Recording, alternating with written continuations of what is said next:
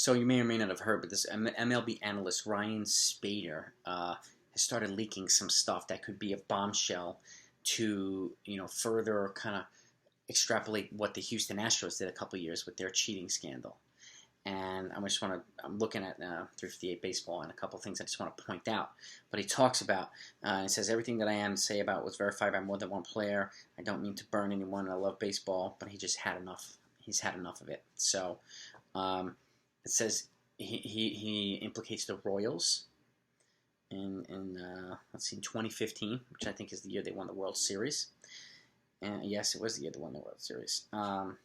With regards to full analytics and a video department that's close by their dugout. Then he talked about the Dodgers and talking about an employee who was caught setting up cameras at Minute Maid Park wearing a shirt that he shouldn't have been wearing. He should have been wearing a Dodger shirt, but he's wearing an MLB shirt. So I don't know if it was incognito or whatever.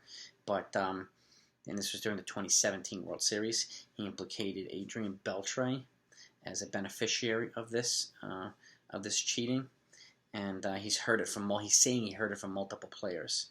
And that Beltre had a buddy with binoculars in center field who would wave a batter under his shirt if he was getting something off speed in 2017. So like a certain indicator let him know what pitch to look for. So and then he actually mentioned my Yankees. And and again, this is all speculation, but he's given a lot of details, and this would be really disappointing. He's saying the Yankees had cameras in left field, center field, and right field, all pointing to the pitcher's glove rather than the catcher to pick up his grip. That's what he's saying about them, and then he actually singles out Chase Utley as being one of the biggest cheaters ever in the history of baseball.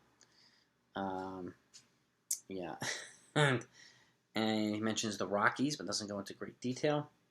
But then he goes into specifics. He says the Astros sign-stealing method all came from Carlos Beltran, New York, and Texas.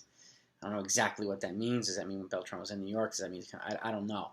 But these are things that he's saying. This is on his Twitter account too, so you can go check it out for yourself. But I'm going to get into some more. I'm going to research this a little bit more. And but he's looks like he's dropping dime on a lot of people, and is basically signaling that this cheating, with the cameras, is a lot more, widespread than we originally thought. And it was, it's bad enough already that the freaking Houston Astros, that the managers and coaches were the ones that were punishing, not the players. That to me, and how arrogant the players were, and just their response. But I really want to see where this takes us. And a lot more teams here involved. So, this is another potential cheating scandal, obviously. And again, it's got to be proven like it was proven in Houston Astros, but I expect to hear some more stuff about this. And as I get more information, I'm going to filter it out to all of you. So be on the lookout. Give me your thoughts on this. It would really suck personally if it was the Yankees were proven to have been cheating. That would really upset me as a Yankee fan. And but they would have to be held accountable. So bottom line, and and that's just got to be that way. So we'll see what happens. But yeah, he mentioned a lot of teams. He mentioned specific players. So this could be something big. And then we're just getting over the sticky substance situation. I did a video on that. Take a look in the description if you haven't seen it yet.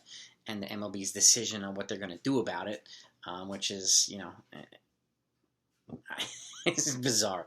I don't know how they're going to hold the pitchers accountable but not hold the Astros players accountable for what they did. And it was 2017. So it doesn't add up to me. And but we'll see. We'll see what happens. And actually, it was multiple years, I think, for the Astros. So, but I'll keep you posted, and be on the lookout for my recaps. And my next video, my next morning video, is going to talk about the MLB draft and how to kind of expand and just make it better than what it is right now. So, be on the lookout for that. Thanks for watching. Talk to you then.